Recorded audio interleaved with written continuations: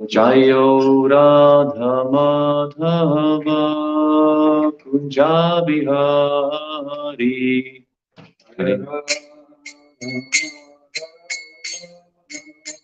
Kunja Bihari. Gopi Jana Vallabha Girivaradhari. Gopi Jana Girivaradhari. Yashodanandana Braja Janaranjana. Yashodanandana Braja Jana. Yamuna Tira Vanachari.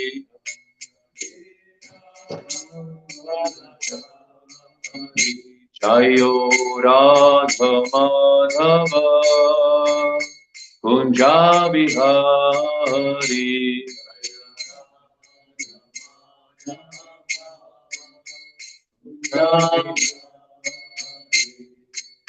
Gopi Jana Vallabha Girivaradhari.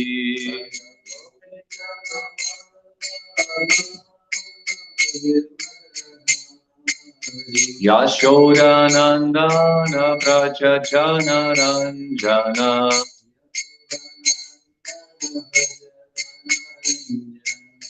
Yamuna Tira Vanachari.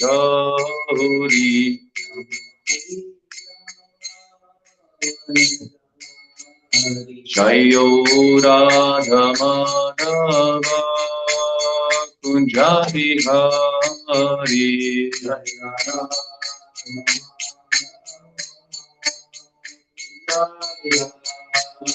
Jayo Radha Madhava Kunja Bihari.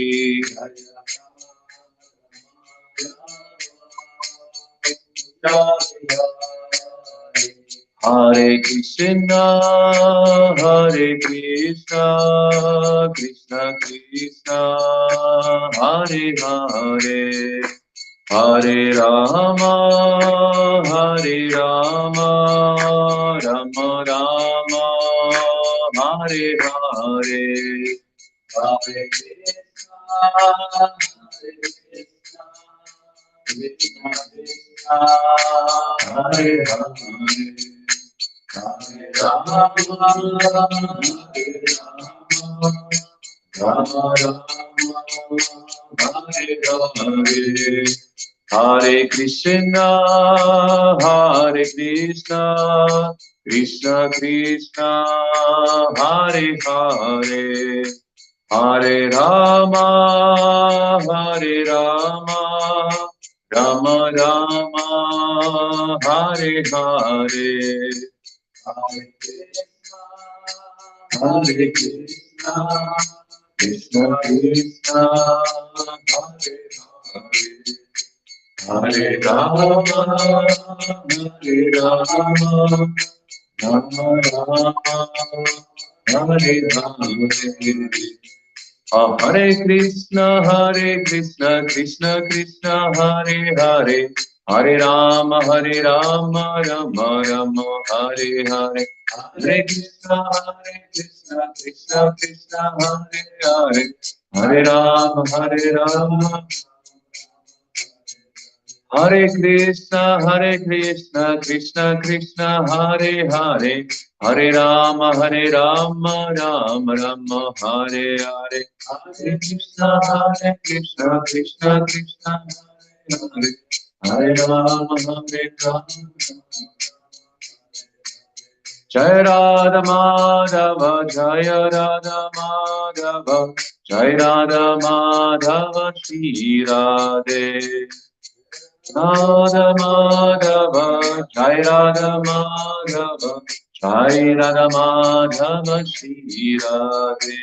Jai Srila Prabhupada, Jaya Srila Prabhupada, Jaya Srila Prabhupada, Jaya Srila Prabhupada. Srila Prabhupada, Jaya Srila Prabhupada, Jaya Shila Prabhupada, Jaya Shila Prabhupada, Prabhupada, Prabhupada, Prabhupada, Jaya Jaya Prabhupada, Jaya Jaya Prabhupada, Prabhupada, Prabhupada, Jaya Jaya Prabhupada, Shri Radha Madhava ki, Srila Prabhupada ki, Om Namo Bhagavate Vasudevaya.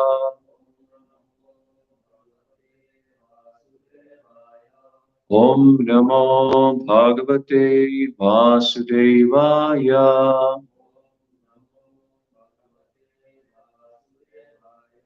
Om Namo Bhagavate Vasudevaya.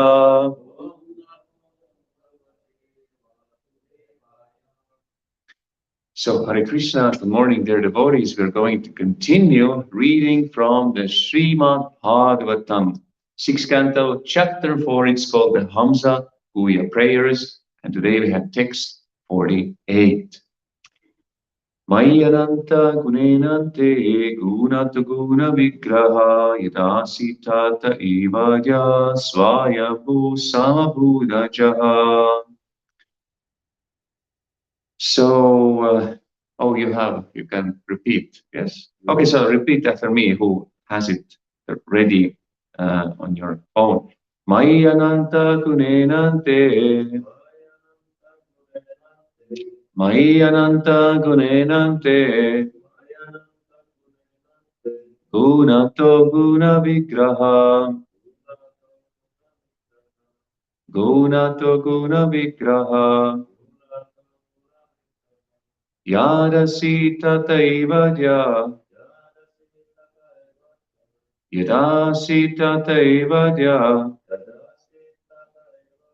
Swayambhu samabhudajaha, Swayambhu samabhudajaha, Mayananta gunenante, Gunata guna vigraha, Yadasitata evadya, Swayambhu samabhudajaha. So please, one of you. Mayananta gunenante, Gunata guna vigraha, Yadasitata evadya, Swayambhu samabhudajaha. Mayananta gunenante, Gunata guna vigraha, Yadasitata evadya, Swayambhu samabhudajaha. Thank you. Word by word translation. Mai in me, Ananta Gune, possessing unlimited potency. Anante, unlimited. Gunata, from my potency known as Maya. Guna Vigraha, the universe, which is a result of the modes of nature. Yada, when. Asit, it came into existence. Tata, therein. Eva, indeed. Adya, the first living being. Swayambhu, Lord Brahma. Samabhut, was born. Ajaha, although not from a material mother. Thank you. Translation and purport by His Divine Grace, Srila Prabhupada ki. I am the reservoir of unlimited potency, and therefore I am known as unlimited or all-pervading. From my material energy, the cosmic manifestation appeared within me, and in this universal manifestation appeared the chief being, Lord Brahma, who is your source and is not born of a material mother. perfect. This is a description of the history of the universal creation. The first cause is the Lord himself, the Supreme Person. From him, Brahma is created, and Brahma takes charge of the affairs of the universe. The universal affairs of the material creation depend upon the material energy of the Supreme Personality of Godhead, who is therefore the cause of the material creation. The entire cosmic manifestation is described herein as Guna Vigraha, the form of the Lord's qualities. From the cosmic universal form, the first creation is Lord Brahma, who is the cause of all living entities. In this regard, Srila Madhvacharya describes the unlimited attributes of the Lord. Pratyekasha gunanam tu nisimatvam utiriyate tadanantyam tu gunatas te chanantahi sankhya atonanta guno vishno gunatunanta evacha. Parasya Shaktir vividhaiva shruyate. The Lord has innumerable potencies, all of which are unlimited. Therefore, the Lord himself and all his qualities, forms, pastimes, and paraphernalia are also unlimited. Because Lord Vishnu has unlimited attributes, he is known as Ananta, end of purport. So Prabhupada ki jai. Om Gyati Mirandasya Gnanjana Shalakaya Chakshurun Militam Jena Tasmai Shri Gurave Namaha Shri Chaitanya Manobishtam Stapitam Yena Bhutale Swayam Rupa Kadamahyam Dadati Swapadhandikam Vandeham Shri Guru Shri Yuta Padakamalam Shri Guru Vaishnavamscha Shri Rupam Sagrajatam Sahagana Raghunathanvitam Tam Sajivam Sadvaitam Savadutam Parijana Sahitam Krishna Chaitanya Devam Shri Radha Krishna Padan Sahagana Lalita Shri Vishakhanvitamscha He Krishna Karuna Sindho Dinabandho Jagatpate Gopesha Gopika Kanta Radha Kanta Namostute Tapta Kanchana Gaurangi Radhe Vrindavaneshwari Vrishavanu Sute Devi Pranamami Hari Priye Manchakapatarubhyascha Kripa Sindhu Bevacha Haritanam Pavanebhyo Vaishnavebhyo Namo Namaha Jaya Shri Krishna Chaitanya Prabhu Nityananda Shri Advaita Gadadhara Shivasari Gaura Bhakta Vrinda Hare Krishna Krishna Krishna Hare Hare Hare Rama Rama Rama Hare Hare Nama Om Vishnu Padaya Krishna Prestaya Bhutale Srimate Bhaktivedanta Swami Nityanamine Namaste Saraswate Deve Kauravani Pracharine Nirvishesha Shunyavadi Paschachari Shatarine. And the verse one more time. Mayananta Gunenante Gunata Guna Vigraha Yarasita Taivaja Swayam Bhusa Bhujaja.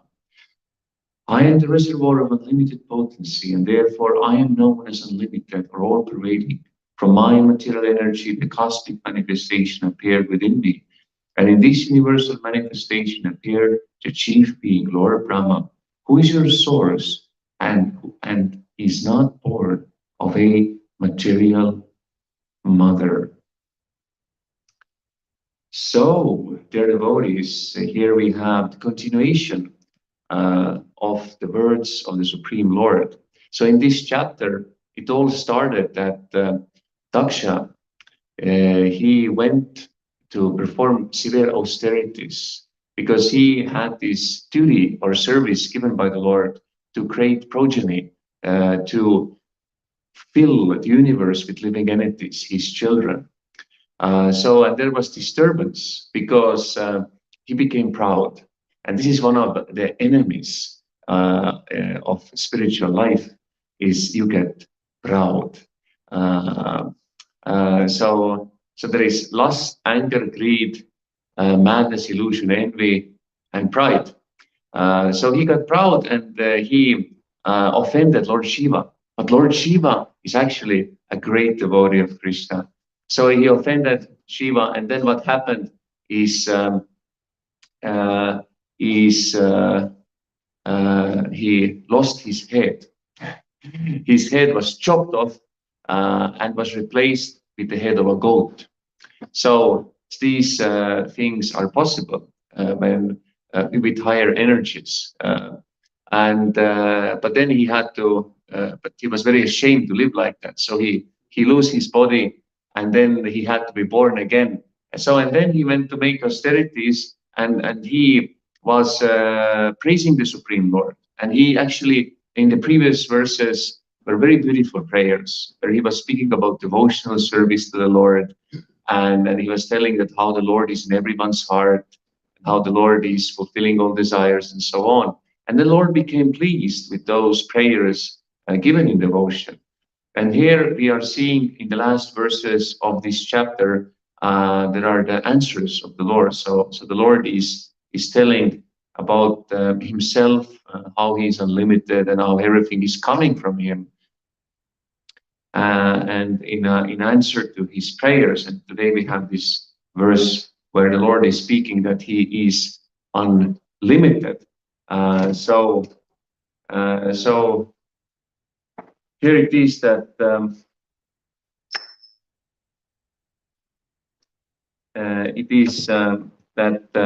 Lord Brahma is the first living entity. So when the universe is created, then the first living entity who appears in a material body is Lord Brahma.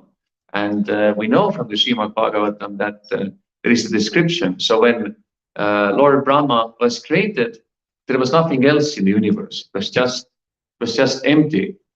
It was just void. But not exactly void. It was like a space without anything. So and then Brahma was on a lotus flower, and he was thinking, what is my source? Yes. Just like an intelligent human being is thinking, what is my source? Where am I coming from? So, and he was trying to look for the source. So he was thinking, let me go and search this lotus stem. I will climb down. And he was going down, but there was nothing. He couldn't reach the source. So he went back up. And then he started to meditate. And this is a very important thing. He started to meditate, and in which kind of mood? Not in personal mood, that I will meditate on emptiness and something like that. He was starting to meditate on the Lord in a personal way, on the person of the Lord. So he was starting to do austerity, tapasya meditation, focusing on the person of the Lord. And then after some time, the Lord appeared. And Lord was pleased with these austerities performed by Brahma in devotion. So therefore, what is important for us as devotees is that what is always stressed is bhakti, is devotion. So therefore, like Krishna says in the Bhagavad Gita, whatever you do, whatever you eat, whatever you give away in charity, whatever austerities you perform, do that as an offering to me, he says to Arjuna. So that's the instruction for us, is that whatever we're doing, we should dedicate that to the Lord. And that is devotion. So in this way, you can perfect your life. So that is very, very important to offer everything to the Lord. So in this way, then you can be, the best teacher or the best artist or the best monk or the best anything. You use your talents and you dedicate that to the Lord, and you live a spiritual lifestyle, which is based on the principles of religion. So, and that's the way which is shown to us by Srila Prabhupada. So, and then the Lord appeared, and devotees, there is in the second canto of the Srimad Bhagavatam, there is the exact description of this incident, how the Lord appeared and how he was communicating with Lord Brahma. And there are many nice verses, and we're going to read one of those verses. Is that so the Lord was seeing Brahma present before him, and the Lord accepted him as worthy to create living beings, to be controlled as desired, and thus being much satisfied with him, the Lord shook hands with Brahma and slightly smiling addressed him thus. So you see, the Lord was pleased with the austerities of Brahma, and therefore he said that you are now worthy, that now you have, I will give you the potency to create living entities. And one of the sons of Brahma is Daksha. So one of the sons of Brahma is Daksha, and then Daksha continues that duty to create offspring, to generate all kinds of humans, demigods, demons, and other living entities, animals, and like that. So and so the main thing is that how can we satisfy the Lord? Because also in this material world, if you want to have a favor of someone, you should see how I can satisfy that person. So it's a very simple example is that when you want to make friends with some great personality, and let's say in this Western world, and this person is walking with his dog, which is very popular, yes, walking with his dog. Then you go and you say, oh, you have a very nice dog, and then you pet the dog, and then quite obvious, quite naturally, that person will feel inclined favorably towards you because you are showing good attitude towards his dog who is dear to him. So it's a material analogy. So the same thing is in the spiritual life, is that if you are serving devotees, then Krishna becomes very happy with you, and then he will reveal to you how even more you can progress on this personal path and develop love for God, and how to surrender more and like that. So therefore, it's very important that we serve Guru and we serve devotees. Then Krishna is happy, and then our chanting is very nice, and everything becomes good. So good relationships with devotees. And also what we see is that the Lord shook hands with Brahma. So we may think that shaking hands is maybe some Western invention, but no, actually it was in the beginning of the creation. It's the Lord himself shook hands with Brahma. Shook hands with Brahma. Just imagine, yes, God comes and shakes hands with you. I'm very happy with you. That's a very special favor. And then he was slightly smiling, and then there are more wonderful verses, but we just focus on this. So therefore, the creation of the material world is nothing blind or accidental. So, like there is this wonderful joke, is that the child is speaking with his mother, and telling that father said that we have evolved from monkeys. Is that true? And then the mother says, well, father is speaking about his ancestors, but when it comes to me, we are like coming from human beings, and source is the Lord. So that's this kind of joke. So there is this theory, yes, not factual theory, that we're coming from the monkeys and like that, but it's a great illusion, and many people still think like that. But actually, it's not true. Actually, we are coming from Brahma, but Brahma is coming from Lord, so we're coming from the Lord. So, and then why we are persons? Because the Lord is the person. So therefore, this material world has a specific system, and you can learn from the Srimad Bhagavatam all the exact details how it is created. So it's very scientific, and we are conditioned in this world. And the only way how to get out of this conditioning is to surrender to Krishna. And then we surrender by accepting him as the Supreme Lord, and by starting to develop and re-establishing our relationship with him, which we actually have, but we have lost, or we have become covered over by the illusion of Maya. So therefore, Lord Brahma is giving us a chance for liberation. So Lord Brahma is actually the head of our sampradaya, or disciplic succession. We are Brahma Madhva Gaudiya Sampradaya. So Lord Brahma is a devotee. So therefore, if we follow Lord Brahma's instructions, or the representatives of Lord Brahma, then we can make our lives perfect. So therefore, it's a very special system. We don't have to invent the wheel, we simply need to follow the standard process of devotional service, and then all perfections will come to us by the mercy of the Lord and his representatives. So in this way, the conditioned souls are becoming free from illusion and from suffering by accepting the shelter of great personalities or devotees of the Lord, and accepting the Lord as their supreme shelter. And Lord Brahma, actually, he has that duty as the father of all living beings to actually help the living entities come back to Krishna consciousness. So therefore, the Lord Chaitanya's movement, it's all connected. It has the same mission because it's Lord Chaitanya, so he's Krishna himself and his devotees. So it's the mission of reclaiming the fallen soul. So therefore, we put so much emphasis on preaching. So to help others, because we have received so much gifts of Krishna consciousness. So therefore, our duty is to share it with others and to help others to become happy in God consciousness, in Krishna consciousness. So, and therefore the temples are spiritual educational centers where people can become trained how they can live a spiritual life, live a happy life in Krishna consciousness. And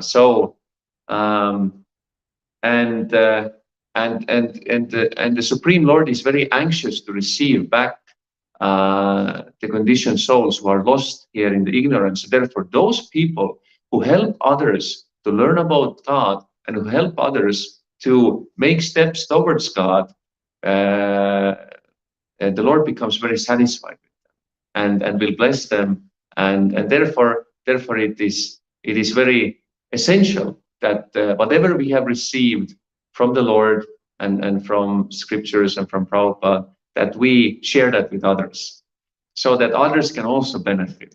And then when they also grow, then they will also help others. And in this way, the whole world gradually becomes spiritualized and the whole world becomes happy and all the problems will be solved simply by the distribution of Krishna consciousness. Because this process is so powerful that if you apply this properly, then you can solve all individual, collective, global problems, and the whole world becomes transformed. So therefore, it's simply following this process.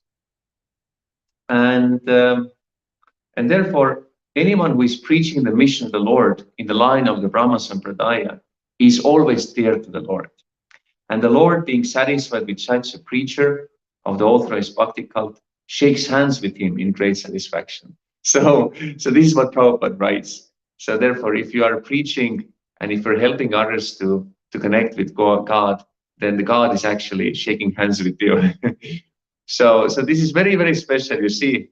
So if God is not a person, then how can you shake hands? So that we show God as a person from all different ways. Otherwise, how you can shake hands with him?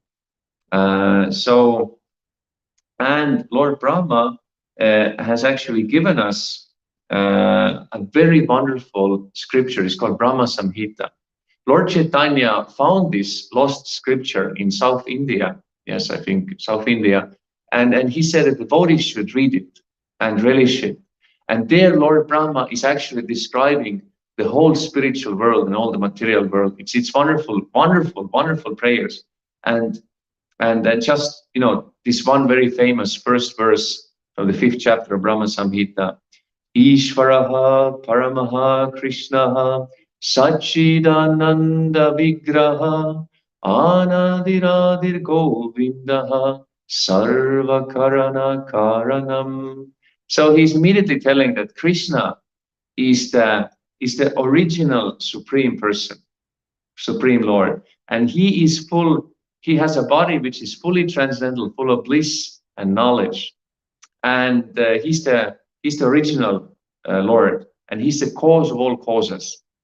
So he establishes that truth, and in this wonderful book, you also see that he's actually starting to describe Goloka, the spiritual realm of. So Brahma is describing because this divine vision was given to him because he satisfied the Lord with his meditation in devotion. So then he could see by this divine vision, divine eyes which is given by the Lord, he could see the whole spiritual world, and he could see that the topmost planet is Goloka, Vrindavan. where Krishna lives. And from there, everything else is manifested in different kinds of ways. So it's in very much details, it's given. And he says that this Goloka Vrindavan, the center, this is like a lotus flower.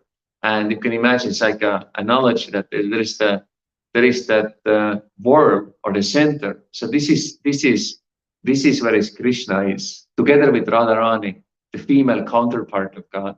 And then the petals, they are abodes of the gopis, who are the dearmost friends of Krishna. And in this way, from there, everything else expands. So therefore, in Krishna consciousness, we are learning more and more about Goloka Vrindavan and how to get there and how to understand our eternal position there in service to the Lord. So this is the ultimate perfection given by Lord Chaitanya. And all this knowledge is given. So simply read Brahma Samhita, read Srimad Bhagavatam, and you will get to know all these things. This is a special mercy that this is open for us. We can access that. And in this way, become more and more Krishna conscious. And then the main thing is just the one verse also, I will read from there, that the world of that eternal realm Gokula is the hexagonal abode of Krishna. So that's the abode of Krishna in the center. Its petals are the abodes of the gopis, who are part and parcel of Krishna, to whom they are most lovingly devoted and are similar in essence. The petals shine beautifully like so many walls. The extended leaves of the lotus are the garden-like Dham, spiritual abode of Shri Radhika, the most beloved of Krishna. Yeah, you can, there is so much nectar here. So therefore, there is also, Brahma says, is that by chanting mantras with love, and especially chanting the mantra of names of God, that's the way how to get there. So the way to get to the spiritual realm of Krishna is through chanting the holy names. Because Krishna says in the Bhagavad Gita, what is the nature of this material world in essence? Ah Brahma Bhuvana Loka Punaravartina Arjuna Mammupeta Dukanteya Punarjanmana Videte. He says that from the highest planet in the material world down to the lowest, all places are full of misery. Why? Because there is repetition of birth, death, old age, and disease. These are the real problems of life. But he says that one who comes back to my spiritual world, he never has to take birth again. So therefore, that's how you solve all your problems, is you develop Krishna consciousness, and then you can go to the spiritual world. And then you don't need to take birth again and go to work again, go to school again, and pay taxes again, and get old again, and die again, and all these kind of things. So therefore, this is really, really important. And the best way to really actually apply those teachings in our life, because it should be practical philosophy, is really to put mega emphasis on chanting the holy name, individually and collectively. Because Hare Nama, Hare Nama, Hare Nama eva kevalam, Kalau nasteva, nasteva, nasteva gatirannata. Is that in this age of Kali, there is no better way to develop love for God than to chant the holy names. And there is no other way, there is no other way, and there is no other way. So therefore, we are chanting every morning. We spend 2 hours chanting. So therefore, if we are very new devotees, we may be chanting some number of rounds, but gradually we should come to the level of chanting every day 16 rounds, and then if possible we can even increase. But the point is that we should see that every day we prioritize chanting. And there was one disciple of Prabhupada, a lady disciple, and she had some problems with balancing health and sadhana and everything. And then Prabhupada wrote to her and wrote that first is health, then is sadhana, and then is service. So that is an instruction for all of us also, because we have to be in the mode of goodness to actually really steadily practice spiritual, because spiritual life is like a running marathon. So I have also experienced, I have run marathon in life, and I really know that you really have to keep it balanced. You cannot run like, You really have to nicely, gradually run and keep your pace, and then you will reach the goal. So also spiritual life is that you have to find the balance and then see that every single day you're doing the right steps. So therefore, it's important to learn from Srila Prabhupada that if we have good health, then if your body is healthy, then it is very easy to come and chant and dance and do work and like that, do service. So therefore, we have to see that that basis foundation is strong. So therefore, then we can do nice spiritual practice. And if we have nice spiritual practice, which the essence is chanting good way the holy name and following the 4 principles of freedom, then if that we do nicely, then it's very easy to do devotional service, like cooking, cleaning, and puja, and your work and all these kind of things. So therefore, we have to see in our particular situation what is really helping me and what is not helping me. And also, Bhaktivinoda Thakur has explained that in order to progress in spiritual life, we have to have balance on our physical level, mental level, intellectual level, social level, and spiritual level. 5 levels. So we have to see that we are healthy physically, mentally, intellectually, socially, and spiritually. So that means physically, that means we have to see that we're getting enough rest. So, and there has been many different accidents when people are sleeping not enough, and then they are driving and then they fall asleep. So therefore, we should see, and also if we want to have good rounds, we don't want to be like chickens during japa, like the chickens are picking. So japa should be like without falling asleep, not that you Hare Krishna, Krishna Krishna, Krishna Ram Ram Ram. This is horrible. We have to rest enough that the japa we can chant with full concentration, full energy, and not think about sleep. So therefore, and then also it's an elementary thing is that if you have properly rested, then you can do everything with enthusiasm. Otherwise, you will be lagging. Just like if you have an internet connection is weak or you have an old computer, it's lagging. It's like and like this. So also, if we need to be properly situated, so also there must be good health, so there will be not lagging. And that's for individual. So, but Prabhupada said that if you're in the mode of goodness, 6 hours is enough. Okay, maybe 7, but you have to see according to the situation. So therefore, dear devotees, if you want to be successful in the long run, then you have to prioritize very good chanting, and you have to do everything which supports the chanting. And sleeping enough is supporting the chanting. So I think everybody agrees. It's isn't it? So otherwise, you will just think of sleeping during chanting. But we should think of Krishna during chanting. So therefore, it's very important that we prioritize. And for example, let's say there is morning program, Mangalarati, 4:30 in the morning. Then what do you do if you live in a temple? You come for Mangalarati, right? You're not starting to clean kitchen or clean floor. You come for Mangalarati, right? So therefore, also, if we understand that sleeping is necessary for us to be properly rejuvenated, to perform devotional service, to perform spiritual practice, to perform our duties, to have that strength, because sleeping, according to Bhagavatam, gives energy for the intelligence. Because if you have not slept enough, your intelligence will be weakened.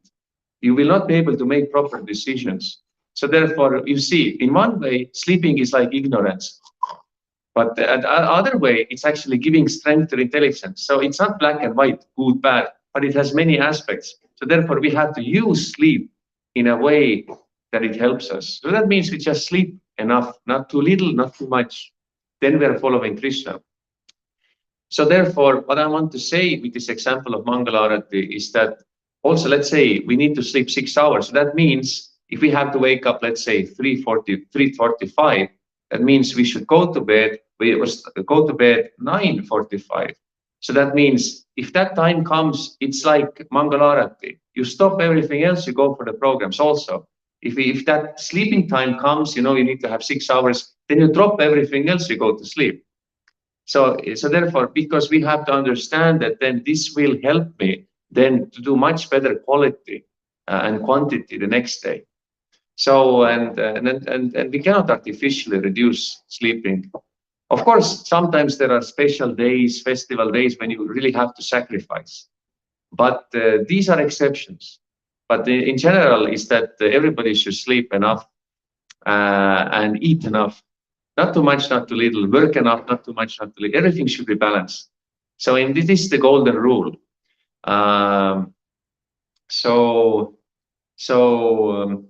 Then you can see yourself happy and healthy in Krishna consciousness in 1 year, 2 years, like that.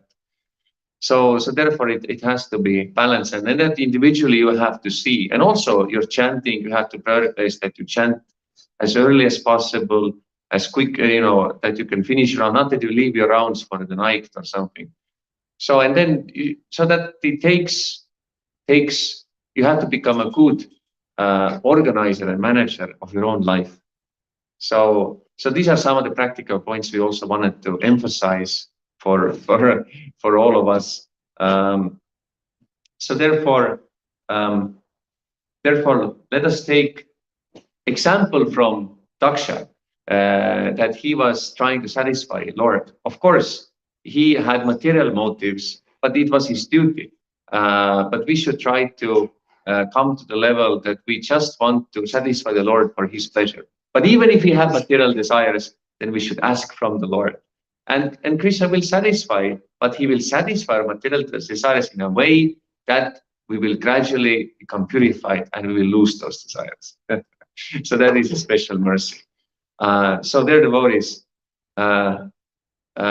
please, do you have any questions or comments?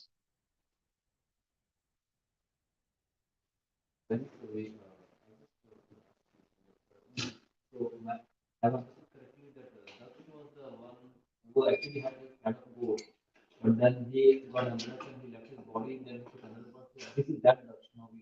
Yes, yeah, this is. Or the one before. No, it's. He commits offenses 2 times. That means it's the same soul. It's the same person. Yeah. He gets reincarnated. So first he offends Shiva, then he gets his head chopped off, and then after this, yeah. So here already Daksha is much more serious, and then he is now, okay, let me focus on my duty, not offend anyone. And then this is the second incarnation of Daksha. And then he gets special potency to create more children, fulfill the universe. But then later on, he again offends, but then he offends Narada Muni. So, but anyway, that's another story. This is the second, yeah. Yes. Yes. Hare Krishna. Is it right in the heart that you cannot, understand that you must sleep enough, but then you try to keep some standard, like cleanliness and everything like this, and then you are not taking enough rest and like this. So it's kind of hard that you must be like this and that. Then you neglect some Other aspects. Yeah. Well, the answer is that we should act according to our level. Yeah. So therefore, there are different standards. So we should try to accept that standard which is most suitable according to our level of advancement, and which will help us to gradually progress to higher levels. So the example here is with you go to the gym or you start a fitness program. So let's say I have not done much fitness in my life or strength training, then I will not go and take a program of the Olympic weightlifters. Okay, give me 200 kilograms and we're gonna do bench press now, or clean and jerk. No, you're not gonna do that. So you start, you get a fitness instructor, and then you start, with 1 kilogram dumbbells, and then gradually working your way up. So therefore, it's the same thing in spiritual life. Is that sometimes the devotees they try to imitate the Goswamis of Vrindavana, and they reduce their eating and sleeping. They eat a little bit. Okay, Sunday feast, some rice dal, halab. No sweet, just little bit rice dal, some 2 spoons. And then not sleeping, I will chant until 1 o'clock, and then I will sleep for 1 hour, and then wake up and go before Mangalarti. I finish all my rounds, and then like this, and then usually what it happens is after 1 week or so, it will end with a big sleep and with a big plate of prasada. So anyway, this is the general principle. So the point is that you see, but you have to be honest. Don't become over-relaxed. Okay, I'm not this level. I don't need to follow this standard. No, this is not good. You see, we should avoid extremes. Yeah, not too strict, not too loose. So therefore, we should make effort to follow the basic things, which is 16 rounds of japa, 4 principles of freedom, and reading Prabhupada's books, and then doing devotional service. That should be the minimum. So, and then we should see that this is done nicely. So we should do everything else that should support that, so that I can chant good rounds, I can always follow for principle of freedom, and I can always have a service mood, and I can perform my duties or services in a quality way. So whatever helps that, we should do, and whatever is obstruction to that, we should change. Does it make sense? So therefore, let's say if we need to rest properly, then we should take it seriously. So therefore, then we may see that if we want to keep our room super mega clean, then we may think that then it can be like an anartha, in a sense that it's anartha means unnecessary. So that means there is overemphasis on cleanliness. But then this overemphasis of cleanliness, let's say, will reduce our ability to rest properly, which in the long run, we will lose both, because if we will be all the time tired, then soon we cannot keep up the cleanliness, and we will just go into the mode of ignorance, long sleeping, like it's like the bears are hibernating. Okay, so therefore that's how one can look at that. So therefore, yes, these are like different unnecessary things. So sometimes even a good thing can become unnecessary. Or for example, let's say there is morning Mangalarati and you live in a temple, so it's your duty to be there in the program. So if you say, no, I will not go to Mangalarati, I will chant japa at the same time. So there, in that sense, that attitude becomes an anartha, because you're doing the right thing, but at the wrong time. So also the point is that when it's a sleeping time, you should sleep, not clean the pots or something. Of course, if you left those pots unclean, the point is that everything has its time. So let's say all successful people, not only devotees, but like businessmen or actors or whatever, who are doing quite intense activity, they make a lot of effort and they get good results. They're very organized. So that means every activity has its time, and they prioritize. So therefore, what the point is that you do the right thing at the right time. So just for example, now it's Bhagavatam class. Now it's not breakfast. So but one of the anarthas is that our mind wants to trick that we do right things, but at the wrong time. So it's a trick of the mind. And it's a little bit of austerity that you have to gently push yourself and train yourself to do the right thing at the right time. So therefore, let's say if we keep everything very clean, which is a very good thing, then we should do it in that way, on that time, scheduled time, where it doesn't obstruct our other activities. And in this way, you have to manage. But that's the principle. But the details you have to work out in your own life. You have to see what time. That we cannot say to you, but we teach the principle. So therefore, yeah. So that means, let's say there is japa time, there is Bhagavatam time, there is breakfast time, there is preaching time, there is working time, there is cleaning time, there is sleeping time.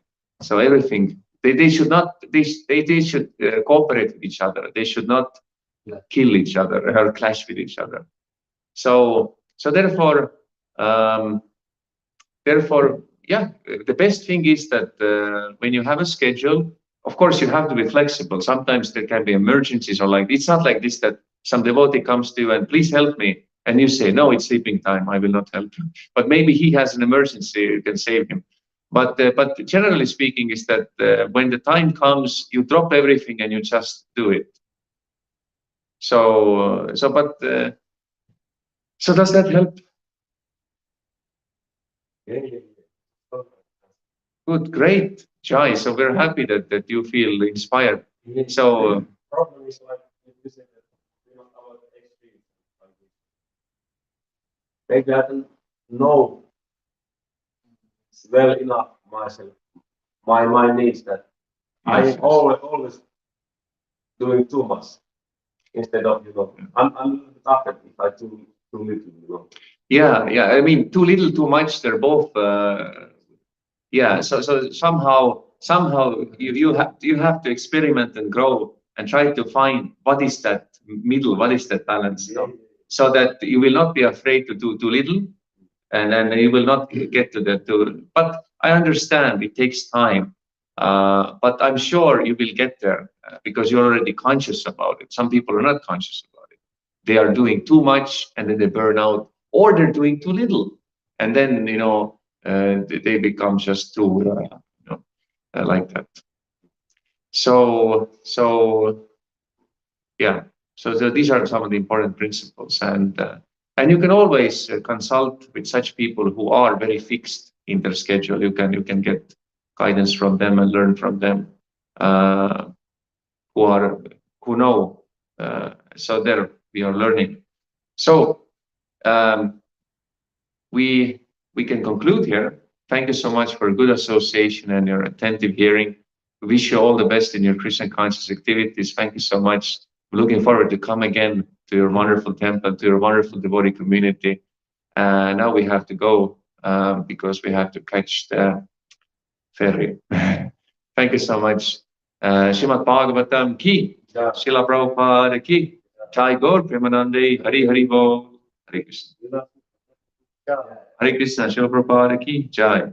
Vanchika Viruvasya Kripsina Virusabhitram Bhavane Vaishnava. Here in the right corner, end stream.